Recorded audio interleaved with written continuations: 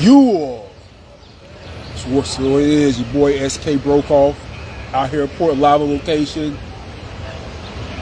This shit is nuts. Fam, this shit is fucking insane. Excuse my language. Dog, listen, set the scene. Hold on. I only got about 15 minutes because they're gonna start back up at 1:15 for the second half of the prosecution presenting their case. So I'm gonna try to go through some of this stuff quick. Alright, so now, set the scene. First of all, the atmosphere. Shit was intense. I'm talking about Game 7, Jordan versus LeBron, Jordan versus Kobe. Like, think about the most intense sports games you could think of. That's what the shit felt like in there. Like, as soon as you went in there, like, the shit was packed wall to wall. Like, there's 2 overflow rooms on top of having, like, the courtroom itself. Both overflow rooms is packed, like, wall to wall. I got there kind of late, but you know, it's K. SK done got a relationship with the bailiffs and the people in there. So I was like, hey fam, get your boy a seat, get me good. So he got me a good seat in the front and made somebody move so I could sit in the front, where the case may be. So they took care of SK. So I got me a good prime seat to see everything. But fam, the shit is intense. Like, your boy done been to a couple of state trials before. I never been to a federal case before. Not federal case that went to court. That shit was intense. Like, you could cut the fucking tension with a knife. That shit was so intense in there. So, real quick, in the courtroom, his mom was there, the twins was there, the other daughter was there, and the son who looked like Wolf. I don't know which one the name it is, but he was there. All of them was there. Luch was there, his guy, and there's a bunch of other people there who I guess I wouldn't know, but you know what I'm saying, they was there. So it was packed. It was obviously packed in there, right? Puff came out, khaki pants, light blue sweater vest, typical his typical Carlton vibe, right? Came out there, looked in the crowd, gave all his family like the little heart emoji, you know, kind of wave, like his little half-shaped wave, sat down. Yeah, so was that. So, government got up. Government stood up, right? I mean, first of all the government officials are white women. I can't say that enough. That optic is filthy. It's 6 white women versus a wealthy black man. That optic is filthy when you look at it like that. Like, Jesus, Louise, like, man, whoa. So now, sis gets up. And I'm gonna say this. I have been saying for the longest that I think Puff was gonna get off. I think they didn't have a case on RICO. I think they didn't have good sex trafficking. Not gonna lie. Your boy can't lie to you. After what sis just did for them 2 hours, SK sitting there like, sheesh. Oh no. Like, man. Like, oh, it was that sis came out there throwing haymakers. Like, like, she was tossing them out there. She was going so hard. I was like, ooh. Alright, let me get through some stuff real quick. I only got about 10 minutes, like I said, because they're gonna start back court in like 15 minutes, and then basically gonna start back up in 15 minutes. So I got to hurry up and give y'all some of this information. But I can't wait, because if I wait, it's gonna be like way too much information to give at the end of the day. And I got dinner plans tonight, and I can't mess them up. So here we go. So look. So the TV screen, come out on the TV screen. The TV screen literally said, the United States of America versus Sean Combs. When you see that on the screen, it was like, whoa. Like, alright, shit's real. Alright? So there. So then, the prosecutor, she sat right up on the jury, looking them dead in their eyes, and in a very stern, assertive voice starts spitting her shit. She was like, Mr. Combs is the leader of a criminal enterprise, and he doesn't take no for an answer. That was her opening line, like bam, like straight like that, right? Then she wouldn't have mentioned all the things that he had done. So she kept mentioning. Now, I was under the impression that they had threw the stuff like the arson, the winning sex trafficking charge, the kidnapping. I was under the impression from what had been released that they had thrown all that out, or said they wouldn't consider all that. She brought all that up. Like, she put all that on the table. She was like, he's committed arson by blowing up people's cars. He's bribed security officers. She said he forced Cassie and Jane Doe to have sex with prostitutes. And he did all this using his power and fear. Then they showed a still clip of the Intercontinental Hotel incident where Puff basically kicked her. So the still clip is literally with Cassie on the ground, Puff's leg in the air, about to kick her. Like, the worst clip you could clip off, they clipped it. It's like, ooh, like it looked terrible. Ooh, it looked terrible. Now, the whole time, Puff is sitting away from his desk, like away from the table, like back. All his lawyers pretty much poker face for the most part. We'll get to that. But Puff is sitting like away from his desk, kind of like taking the air, like he ain't really tripping his facial expressions. A couple times he shook his head, like kind of like nah, but he kind of sit back and chilling, right? So now, oh, and the twins are dressed alike too. But just listen to that. I'm just rambling because I got to hurry up. All right, so now.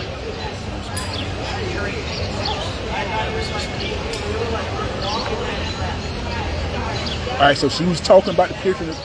So he spake.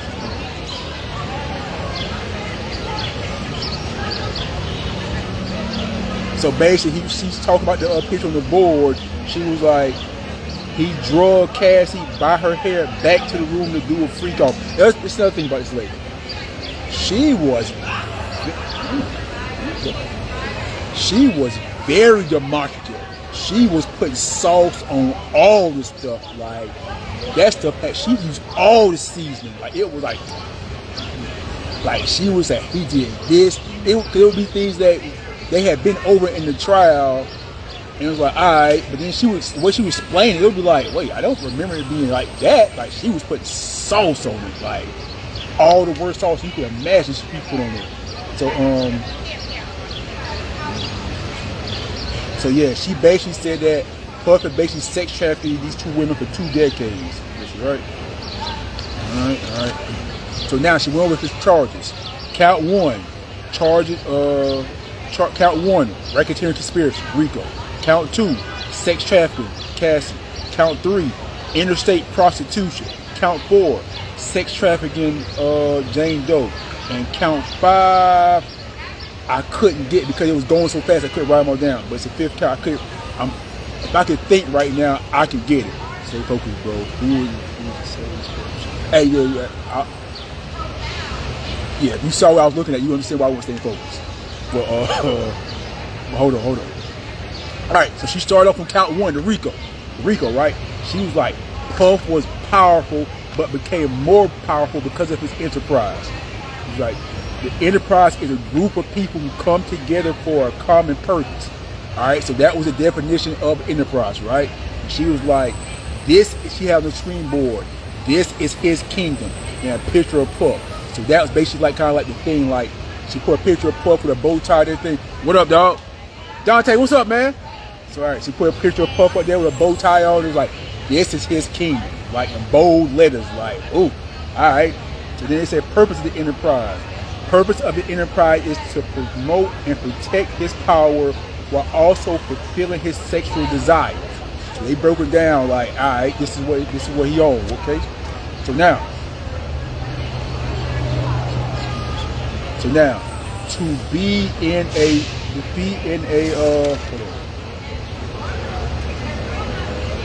an enterprise for the RICO, there was a conspiracy to participate, all right? It affected interstate or commerce.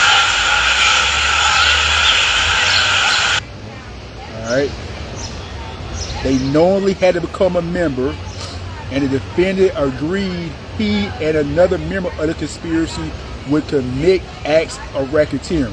All right. So Combs Enterprise was what she called it. She said this is not the company name itself, but this is what we're gonna call it, Combs Enterprise. Right. All right. Combs Enterprise. So his enterprise consisted of his inner circle, which were his chief of state and his bodyguard. The chief of state they had labeled as KK, Christina Korat, right? They had a picture of KK up there with her name and chief of state on the screen. KK cute. She's a decent little girl, right? Then it was like security. His security, he had D-Rock, Uncle Paulie, Bonds, Rube, and Fahim. They had pictures of all these men up there and basically labeled them as security. Basically, like she talked about him basically being puff muscle, right?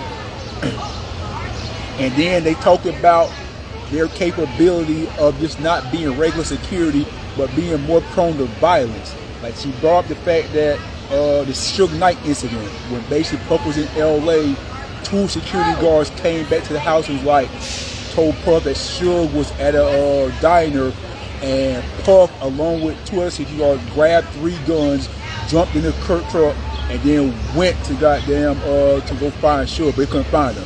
They were saying like that's not regular security.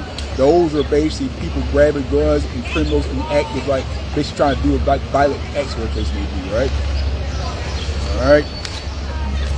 So then they showed Puff's his guns, the guns they legally seized. So basically it's 2 AR-47s with no serial numbers attached to them, right? With serial numbers scratched off. And they were basically saying like, what type of regular citizen or what type of regular security has this type of weaponry? Like, this weaponry can only be used for nefarious reasons, all right? Then they show his assistants and staff, basically like the underlings. They show a picture of 14, they show 14 people slots. They had 11 pictures. There wasn't pictures for this person named Melissa, Jessica, one more person. I couldn't write their name down fast enough, right? So now, they show, so then they was like, this was kind of stupid to me. They was reaching. It was like, she was like, did she bring up Brandon Paul, one of the sisters? She was like, this is Brandon Paul's salary. And it was like, but this is KK's salary. Here's his lead assistant. Like, KK's salary was 6 times what Brandon Paul's salary was. It was kind of like, duh, like, that's his that's his right-hand assistant. You think his right-hand assistant and like one of his like lower level, entry level like assistants gonna make the same amount? Like I was like, and like, all right.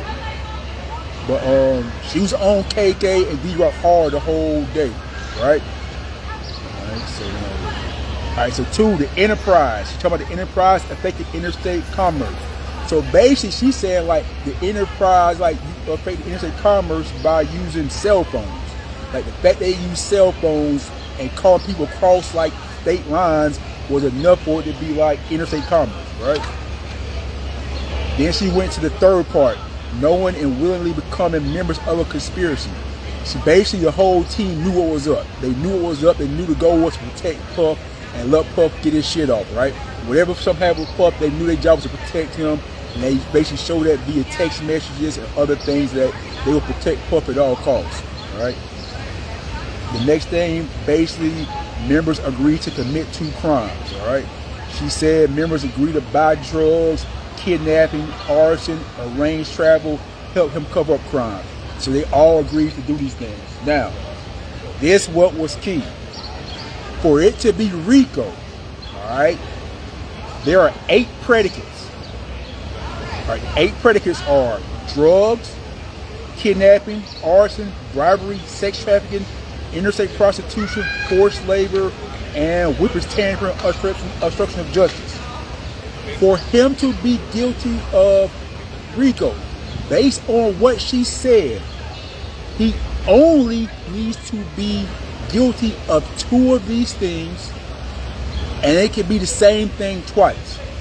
So at any point in time within a 5-year period, he needs to be guilty of 2 of those 8 predicates, and it can be the same thing twice. So the reason why now I'm like, oh shit, because she basically like drugs. So basically, they showed countless footage of countless like text messages of basically people with countless text messages and brought constant testimony from people who said that they brought drugs for a puff or gave puff drugs. The use of drugs is basically it's one of the first predicates. It doesn't matter the quantity, she said. It doesn't matter that they didn't sell or buy. The fact that they used drugs basically meant that that was qualified under RICO. So basically, if it's just 2 instances of him using drugs, that's enough for it to be RICO. So then it's like, oh shit.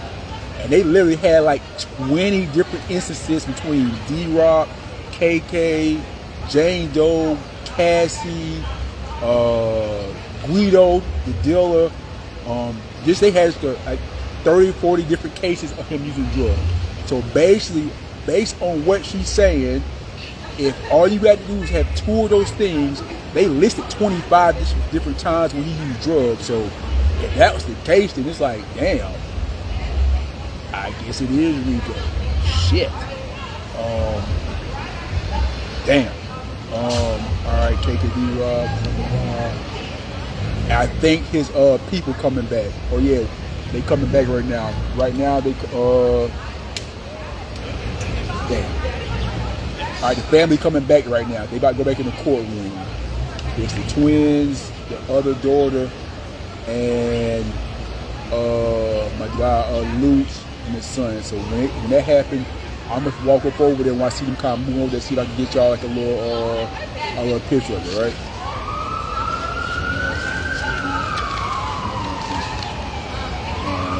Alright. Man, listen, it's a bunch of shit, fam. Like, I was jotting down notes like I was back in college again. Like, sheesh. God dang, it's a lot of notes, man. Listen, so that's what I'm gonna do. I'm gonna start right here with the drug stuff because it don't make sense for me to get into everything else. I'm gonna start here with the drug stuff, and I'm gonna go over there so y'all can see like the family stuff walk in, and then when I come back out afterwards, I'll pick up from there and then basically go and then go from there, right? All right, let me see if I can do this.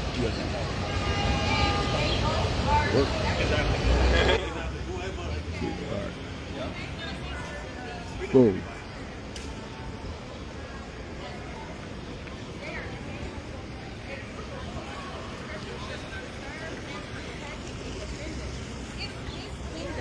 All right, walking over here now.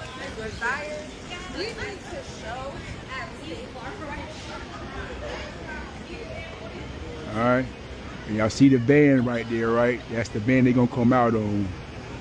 All right. I'm pretty sure they got everybody gonna put the same spot.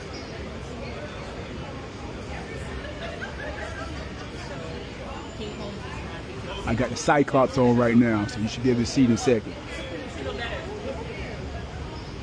Everybody pretty much going inside. I'm probably gonna end up missing like the first. You should know better.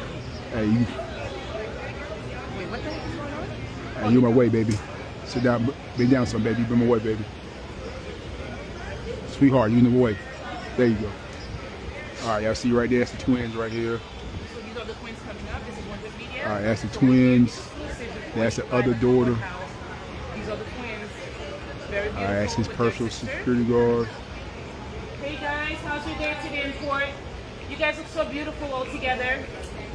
I know you guys are stressed. Have a good day, y'all. Heads up, okay? Happy to see y'all popping out. Happy to see y'all. All right, all right, all right. All right, so that was them. All right. All right. Daughters, I'm running. All right. So we got. All right. I gotta go get the other one now. So okay, Quincy's in this car, I think. Okay, here come Quincy and Lucci and them right now, all right? Okay, the twins just came in. I believe Quincy Justin is in this car over here. Campers!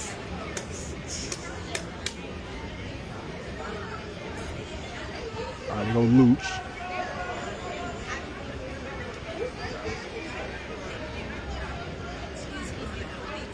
Hey Mel, how are you? How do you think things are going in there? You think that the family is very stressed? They don't know what's going to happen? Yeah. Okay, thank you. You can go. I'm going to take Justin. Hey Quincy, you seem a little bit more stressed today. How are you? It's Quincy Media. We're always rooting for you. Hey Justin, we're rooting for you. Lucci, we're rooting for you guys. Nigga, All right? lose. Don't be too stressed in there. Damn, I associate my name with that. Next thing you know, they're gonna be like, oh yeah, you're supporting the family.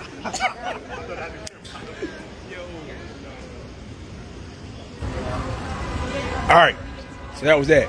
So y'all got to get your little sneak peek on everything.